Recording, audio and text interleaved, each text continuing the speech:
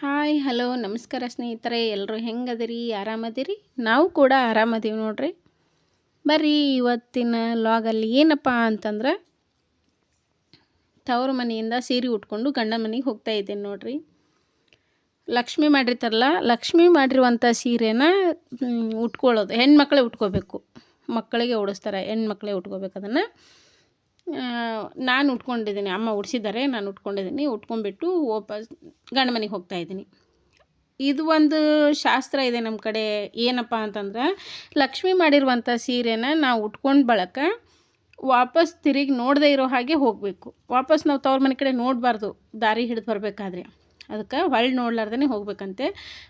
ಸೀರೆ ಉಟ್ಕೊಂಡು ದೇವ್ರಿಗೆ ನಮಸ್ಕಾರ ಮಾಡಿಬಿಟ್ಟು, ಹೊಸ್ತಲಿಗೆ ನಮಸ್ಕಾರ 4 ಕಾಳು ಅಕ್ಕಿ ಕೊಡ್ತಾರೆ. ಅಕ್ಕಿ ಒಳಗಡೆ ಒಗ್ತಾ ಮುಂದೆ ವಿಡಿಯೋದಲ್ಲಿ ನೋಡಿ ಗೊತ್ತಾಗುತ್ತೆ.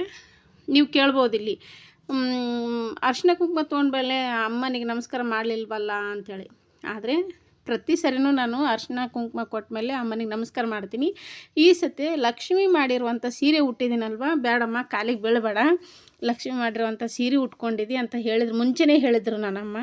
ಹೀಗಾಗಿ ಅವ್ರಿಗೆ ನಮಸ್ಕಾರ ಮಾಡಲಿಲ್ಲ. ಆದರೂ ಒಂಥರ ಬೇಜಾರು ನೋಡ್ರಿ ಈ ಟೈಮಲ್ಲಿ.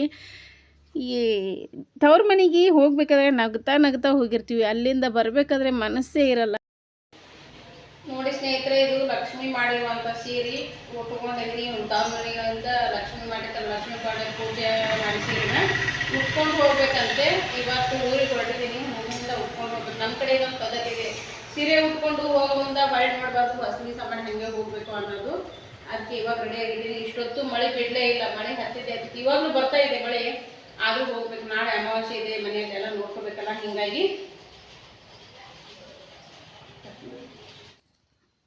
ಇವಾಗ ಒಳಗಡೆ ದೇವರಿಗೆ ನಮಸ್ಕಾರ ಮಾಡಿಬಿಟ್ಟು ಹೊರಗಡೆ ಬರ್ತಾ ಇದ್ದೀನಿ ನೋಡಿ. ತಲೆಬಾಗ್ಲಿಂದ ಹೊರಗೆ ಬಂದು,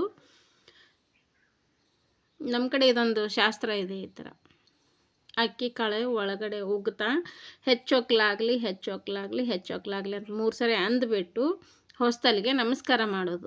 ಎಲ್ಲ ದೇವ್ರುಗಳಿಗೆ ಬೇಡ್ಕೊಳ್ಳೋದು. ನನ್ನ ತವ್ರ ಮನೆ ಹಾಲುಂಡು ಬೆಳ್ಳಿಯಾಗ ಹರಿದಾಡಲಿ, ನಾನು ಹಾಲುಂಡು ಬೆಳೆದಿರುವಂಥ ಬೆಳ್ಳಿ ಚೆನ್ನಾಗಿರಲಿ, ತವ್ರ ಮನೆ ಒಳ್ಳೇದಾಗಲಿ ಅಂತ ಹೇಳಿಬಿಟ್ಟು ದೇವ್ರಿಗೆ ಬೇಡ್ಕೊಂಡು ನಮಸ್ಕಾರ ಮಾಡಿಬಿಟ್ಟು ಅಲ್ಲಿಂದ ವಾಪಸ್ ಹಿಂದಕ್ಕೆ ನೋಡದೆ ಇರೋ ಥರನೇ ಹೋಗೋದು.